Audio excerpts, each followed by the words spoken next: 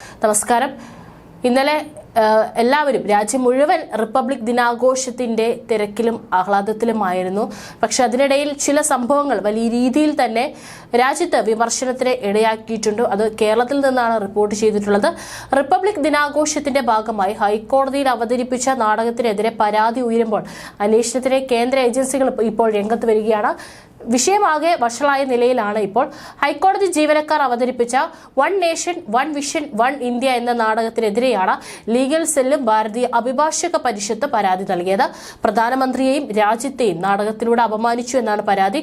നാടകത്തിലെ പ്രധാനമന്ത്രിയുടെ വാക്കുകളുടെ പ്രയോഗരീതി ആക്ഷേപിക്കുന്ന തരത്തിലാണെന്നും പരാതിയിലുണ്ട്. സുപ്രീം കോടതി ചീഫ് ജസ്റ്റിസിനും ഹൈക്കോടതി ചീഫ് ജസ്റ്റിസിനും കേന്ദ്ര നിയമമന്ത്രിക്കുമാണ് പരാതി നൽകിയത്. സംഭവം വിവാദമായതോടെ 2 കോടതി ജീവനക്കാരെ സസ്പെൻഡ് ചെയ്തു. Assistant registrar T A Sudheesh, court keeper P M Sudheesh എന്നിവർക്കെതിരെയാണ് നടപടി സ്വീകരിച്ചത്. ടി എം സുധീഷാണ് നാടകത്തിന്റെ സംഭാഷണം എഴുതിയത്. ഹൈക്കോടതി ചീഫ് ജസ്റ്റിസാണ് ഇരുവരെയും സസ്പെൻഡ് ചെയ്തത്. സംഭവം വിജിലൻസ് രജിസ്ട്രാർ അന്വേഷിക്കും. കേരള ഹൈക്കോടതിയുടെ ഔദ്യോഗിക റിപ്പബ്ലിക് ദിന ചടങ്ങിനിടെ ഹൈക്കോടതിയിലെ ജീവനക്കാർ ഹൈക്കോടതിക്കകത്ത് ഓഡിറ്റോറിയത്തിൽ അവതരിപ്പിച്ച സ്കിറ്റിനെതിരെയാണ് പരാതി. പ്രധാനമന്ത്രിയുടെ വാക്കുകളുടെ പ്രയോഗ രീതികളും കേന്ദ്ര പദ്ധതികളെയും സ്വാതന്ത്ര്യത്തിന്റെ അമൃത വർഷാഘോഷത്തെയും നാടകത്തിൽ അധിക്ഷേപിച്ചതായി പരാതിയിൽ പറയുന്നു.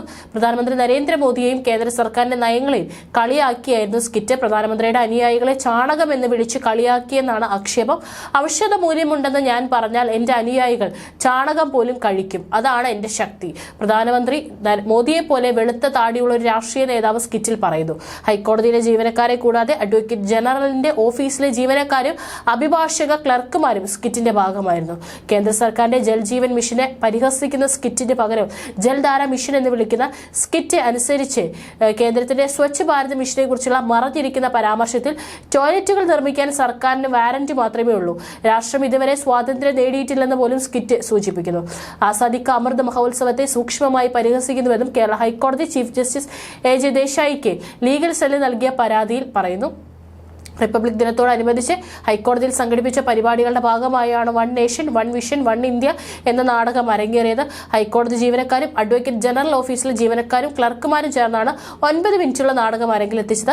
പ്രധാനമന്ത്രിയെയും രാജ്യത്തെയും അപമാനിച്ചുകൊണ്ടുള്ള കേരള ഹൈക്കോടതി ജീവനക്കാരാണ് ഹ്രസ്യ നാടകം അവതരിപ്പിച്ചത്. പ്രധാനമന്ത്രിയുടെ വാക്കുകളും പ്രയോഗരീതി, സംസാരിച്ച രീതി, കേന്ദ്ര പദ്ധതികൾ എന്നിവയായിരുന്നു നാടകത്തിലെ വിഷയം. സ്വാതന്ത്ര്യത്തിന്റെ അമൃത വർഷാഘോഷത്തെക്കുറിച്ചും നാടകത്തിൽ അധിക്ഷേപമുണ്ട്. ജഡ്ജിമാരുടെ സാന്നിധ്യത്തിലായിരുന്നു പരിപാടി. ഹ്രസ്യ നാടകത്തിന്റെ വിഷയം തെരഞ്ഞെടുത്തതിലും ജഡ്ജിമാർക്ക് മേൽനോട്ട ചുമതലയുണ്ടായിരുന്നു. നാടകത്തിൽ 9 മിനിറ്റോളം അധിക്ഷേപകരമായ ഉള്ളടക്കമുണ്ടായിരുന്നു എന്നുള്ള ആരോപണവും ഉയരുന്നുണ്ട്.